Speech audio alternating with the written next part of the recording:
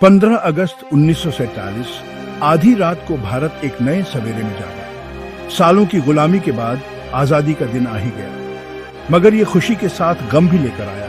पाकिस्तान का जन्म, भारत से अलग हुआ ये नया देश सालों की राजनीतिक उथल पुथल और सांप्रदायिक तनाव का नतीजा था। एक तरफ जहां तिरंगा लहराया, वहीं दूसरी तरफ एक नए मुल्क का उदय हुआ जिसने इस उपमहाद्वीप का नक्शा हमेशा के लिए बदल दिया। भारत का बंटवारा एक ऐतिहासिक घटना थी जिससे दो आजाद देश बने, भारत और पाकिस्तान। इस घटना ने जहां एक ओर ब्रिटिश राज का अंत किया, वहीं दूसरी ओर मानव इतिहास के सबसे बड़े विस्थापन को भी जन्म दिया। 15 अगस्त 1947 की आधी रात को दोनों देशों में खुशियां मनाई जा रही थी, लेकिन साथ ही एक बंटे हुए वतन का दर्द भी था।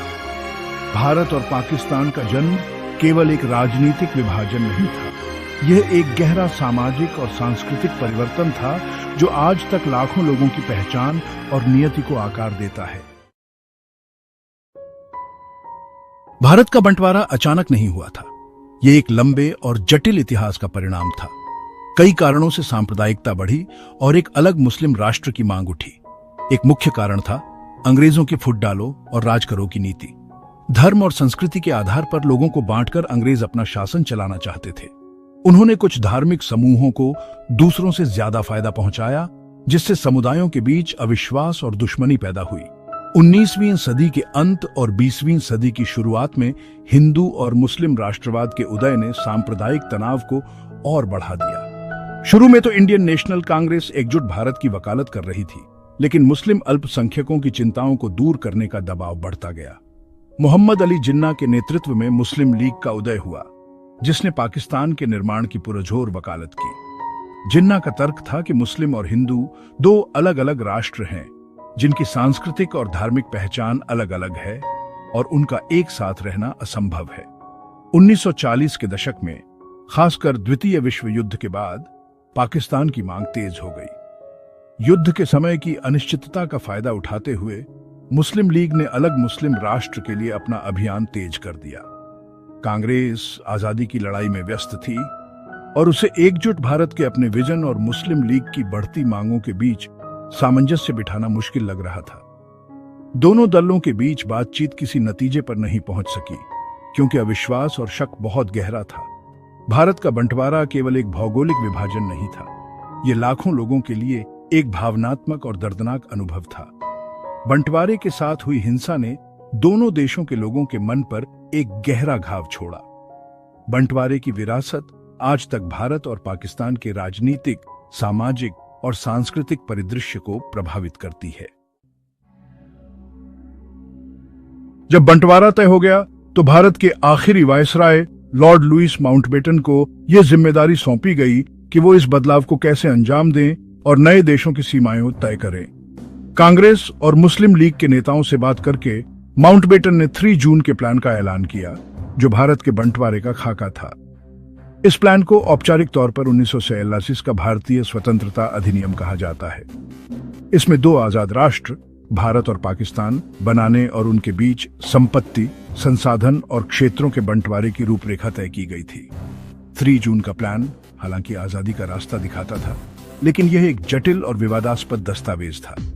इसमें कहा गया था कि पंजाब और बंगाल, जहां मुस्लिम आबादी काफी थी, को उनके जिलों की धार्मिक जनसांख्यिकी के आधार पर बांटा जाएगा। यह फैसला हालांकि तार्किक लग रहा था, लेकिन इससे अराजकता और हिंसा फैल गई। नई सीमाएं खींचने से लाखों लोग विस्थापित हुए और सांप्रदायिक तनाव भड़क उठा। पंजाब और बंगाल को बांटने की जटिल प्रक्रिया की देखरेख के लिए सर सिरिल रेडक्लिफ की अध्यक्षता में एक सीमा आयोग का गठन किया गया। रेडक्लिफ, एक ब्रिटिश वकील जिन्हें भारत की सामाजिक संरचना का कोई ज्ञान नहीं था, को लाखों लोगों के भाग्य का फैसला करने वाली रेखाएं खींचने का काम सौंपा गया था। रेडक्लिफ लाइन, जैसा कि इसे बाद में जाना जाने लगा, जल्दबाजी में खींची गई थी, जिसमें भौगोलिक, आर्थिक या सामाजिक बातों पर ध्यान नहीं दिया गया था, जिससे पहले से ही अस्थिर स्थिति और बिगड़ गई। 3 जून का प्लान हालांकि आजादी की दिशा में एक महत्वपूर्ण कदम था, लेकिन अनजाने में इसने उन घटनाओं की एक श्रृंखला को जन्म दिया जिसने उपमहाद्वीप को अराजकता और रक्तपात में डुबो दिया। बंटवारा, जिसका उद्देश्य राजनीतिक गतिरोध का शांतिपूर्ण समाधान था, मानव इतिहास के सबसे बड़े सामूहिक पलायन का कारण बना, जिसके साथ अभूतपूर्व हिंसा और पीड़ा हुई। भाग 4। रेत पर खींची रेखाएं, रेडक्लिफ का बंटवारा और उसकी विरासत। भारत और पाकिस्तान के बीच सीमाओं का निर्धारण करना, जो कागजों पर एक आसान काम लगता था, वास्तव में बहुत ही चुनौतीपूर्ण और जटिल साबित हुआ। इस महत्वपूर्ण जिम्मेदारी को सर सिरिल रेडक्लिफ को सौंपा गया था, जो एक ब्रिटिश वकील थे और जिन्हें भारत का कोई पूर्व अनुभव नहीं था। जुलाई 1945 में वो बस कुछ नक्शों और जनगणना के आंकड़ों के साथ भारत पहुंचे। उनका मिशन पंजाब और बंगाल, जहां हिंदू और मुस्लिम आबादी मिश्रित थी, को दो अलग अलग देशों में विभाजित करने वाली रेखाएं खींचना। रेडक्लिफ को कांग्रेस और मुस्लिम लीग के विवादित दावों को पूरा करने का कठिन काम सौंपा गया था। उन्हें एक ऐसी स्थिति में डाल दिया गया था जहां किसी को भी खुश करना असंभव था। धार्मिक जनसांख्यिकी के आधार पर क्षेत्रों को विभाजित करने की अवधारणा पर आधारित बंटवारा एक दुःस्वप्न साबित हुआ। जनगणना के आंकड़े, जो अक्सर पुराने और अविश्वसनीय थे, इन क्षेत्रों की जटिल धार्मिक संरचना की एक भ्रामक तस्वीर पेश करते थे, जिससे यह प्रक्रिया और भी जटिल हो गई। कम समय सीमा के अंदर समाधान देने का दबाव भी इस कार्य की कठिनाई को बढ़ाता था। रेडक्लिफ लाइन, जैसा कि इस सीमांकन को जाना जाने लगा, का अनावरण 17 अगस्त 1947 को किया गया था, भारत और पाकिस्तान को स्वतंत्रता मिलने के ठीक 2 दिन बाद। हालांकि सीमा की घोषणा ने विवाद और निराशा की आग को और भड़का दिया। जल्दबाजी में और भौगोलिक या आर्थिक बातों पर ध्यान दिए बिना खींची गई इन रेखाओं ने समुदायों को विभाजित कर दिया, परिवारों को अलग कर दिया और लाखों लोगों को सीमा के गलत तरफ फंसा दिया। रेडक्लिफ लाइन, जो खून और दुहक में सनी हुई थी, बंटवारे की मनमानी और क्रूर प्रकृति का प्रतीक बन गई। यह राजनीतिक फैसलों की मानवीय कीमत की एक कठोर याद दिलाती है, जो विस्थापन, हिंसा और अविश्वास की विरासत को पीछे छोड़ गई है, जो आज तक भारत और पाकिस्तान के संबंधों को प्रभावित करती है। भाग 5। उजड़े हुए लोग, विस्थापन और हिंसा का साया। भारत के बंटवारे ने जहां 2 स्वतंत्र राष्ट्रों को जन्म दिया, वहीं मानव इतिहास के सबसे बड़े सामूहिक पलायन को भी जन्म दिया। जैसे ही रेडक्लिफ लाइन खींची गई, लाखों हिंदू, मुस्लिम और सिख खुद को नई बनी सीमा के गलत तरफ पाया, जिससे अभूतपूर्व पैमाने पर एक सामूहिक पलायन शुरू हो गया। डर, असुरक्षा और अपने धर्म के लोगों के साथ फिर से जुड़ने की चाहत से प्रेरित होकर लोगों ने खतरनाक यात्राएं शुरू की, अपने घर, अपनी संपत्ति और अक्सर अपनों को पीछे छोड़ दिया।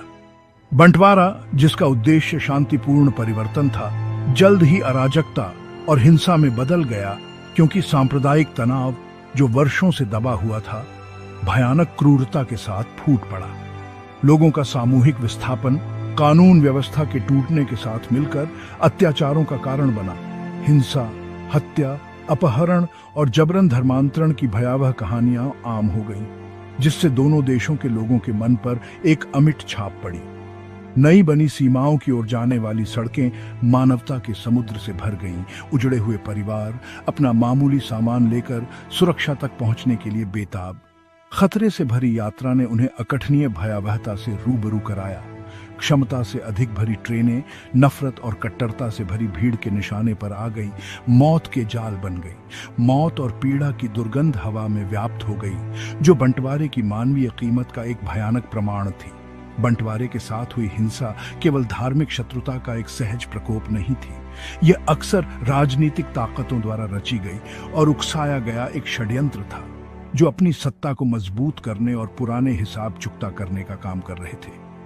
बंटवारे ने जहां औपनिवेशिक शासन का अंत किया, वहीं अंतर सामुदायिक संबंधों की नाजुकता और नफरत और पूर्वाग्रह की उन काली भावनाओं को भी उजागर किया, जो सतह के नीचे छिपी हुई थी।